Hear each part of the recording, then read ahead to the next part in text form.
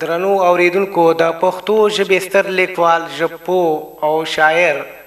پوهاند ډاکټر مجاور احمد زیار چې د پښتو ژبې د پرمختګ لپاره یې نه ستړي کېدونکې هلې ځلې کوي، نن ورته په دې ادبي دیره کې د زړه له تاره هرکلی وایو. پوهاند صاحب هرکله راشئ. هرکله اوسئ. پوهاند صاحب که په لنډ ډول زموږ لیدونکو ته د خپل ژوند په هکله رڼا واچوئ. تل چې زه څه لیکم د چا خبره د چا په غوښتنه یا همدغسې ستاسې د مرکو غوندې داسې کوم مرکې سره دغه شم، نو همدا خبره کومه چې زما زده کړه او زوکړه دا زما د یا وایم چې زما ان د ژوند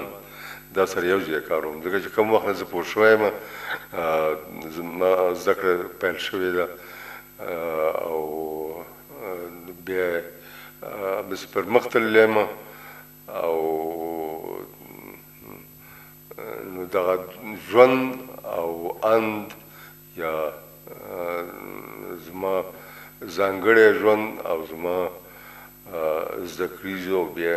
پوهنیز ژوند او فرهنګي ژوند دا سره نه بیلیدونکي دي.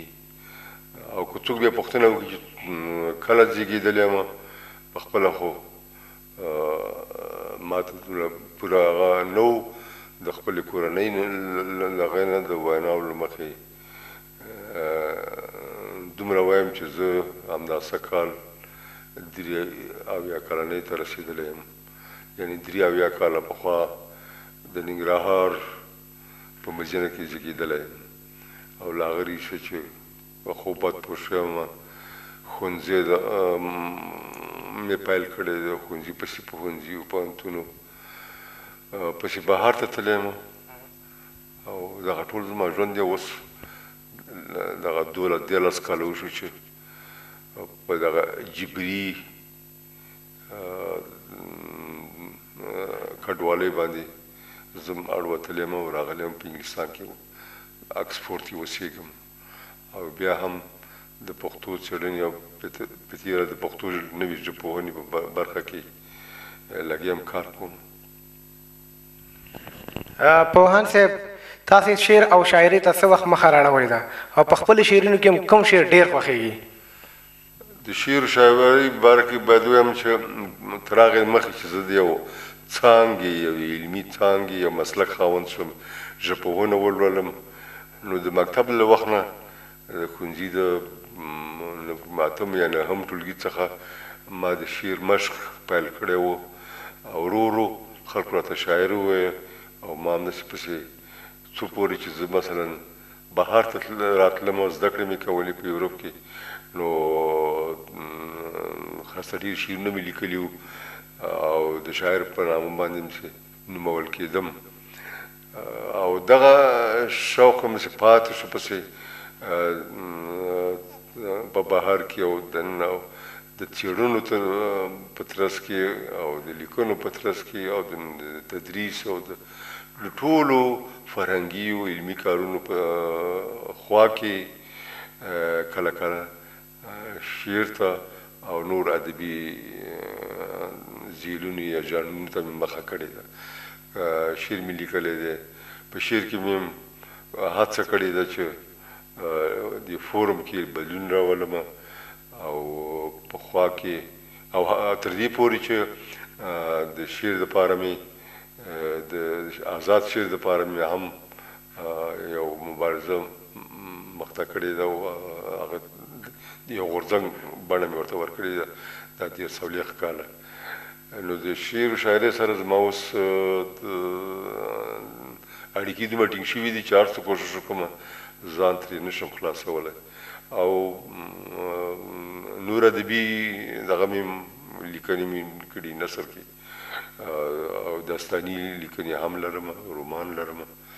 په دې برخه کې هم څه ناڅه، خو زیات زور زما اوس نن سبا په څېړنو باندې بیا هغه ستونزې او ربړې چې پښتو ته مخامخ دي د پښتو د علمي څېړنې او دغه ژبپوهنه چې په نور ژبو کې منځته راغلې ده چې سم علمي ګرامر ولري، سم وایي پوهنه یا لغت پوهنه ولري، ریشه شناسي یا ارپوهه ایتمولوژي ولري. دغه ډېر بنسټیز کتابونه خو څه خو مې لیکلي دي، او وروستی کتاب هم چې ډېر ضرور دی او ټکسټ بوک هغه هم دی د پوهنتوني، هغه ارپوهه یا ایتمولوژي ده چې په هغې مې نوی پیل کړی، دغه یو کال کېږي او هغه ډېر اوږد کار دی، هغه باندې کار کوم. نو د شعر و شاعرۍ سره له ډېر وخت نه چې ډېر داسې مې هغه کوم الهام او دغه چې راته ډېر مې ونه تخنوي، نو خپل څېړنیز کار ډېر دغه کوم، یا هسې یو یادښت واخلم، یو سوژه ولیکم ځان سره، زه دا یو وخت کې وزګار شم دا به بیا پوره کړم، او یا همداسې پرېږدم چې لنډ یوه خبره وي، زه خو همدغه یو شعر دی، یوه جمله یوه نیمه جمله همداسې پرېږدم. او بیا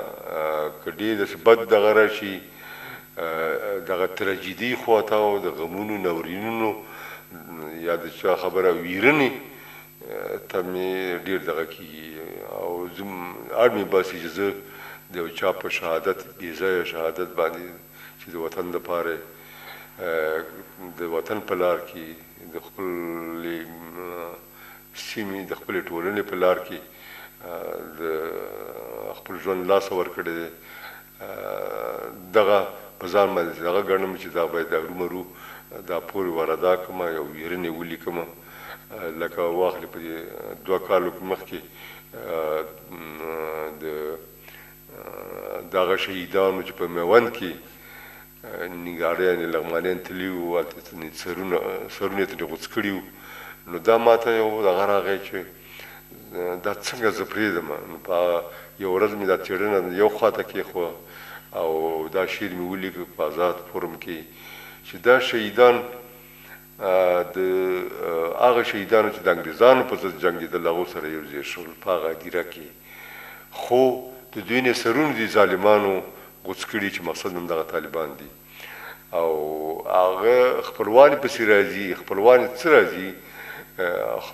ښکاره خبره ده چې خپلوان یې راغلي دا سرونه موږ ته راکړه، بې د هر سر په سر باندې ترې غوښتل چې دومره لکه افغانۍ راکړه چې دا سرونه اوس درکړو. نو ما داسې ویلي چې دا ارواګانې پسې راغلي دي چې تنې دې ته سترګې په لارې دي چې سرونه راشي او یو ځای ورسره ښخ شي دا سرونه. نو دوی ننواتې ورځي د ملالۍ او د ایوب قبرونو ته، هغوی ننګوي، د هغوی لښکرې ننګوي چې هلته دغه دي ښخې دي، هلته په ابدي خوب ویدي دي. که ستاسې په دغه ځناورو باندې، په دې شرموښانو باندې زور ورسېږي او دغه سرونه موږ ته راکړي او زموږ تنې ورته سترګې په لارې دي، په هغه هم په الینګار کې وروستی ځل مې دا ښکاره کړی دا نوم چې دا د الینګار نه ورته راغلی دي، د الینګار ځوانانو چې هلته شهیدان ډېر بې ځایه په دې تور چې دوی راغلي دي د دغو سره د طالبانو په ضد باندې دوی دغه کوي، په دې لښکر کې د دولت دغه کېږي، او هغوی مزدورۍ خوارۍ ته روان وي ایران ته. دغه ویرونه مې لیکلې په دې 2 کالو کې، او ورپسې بله ویرونه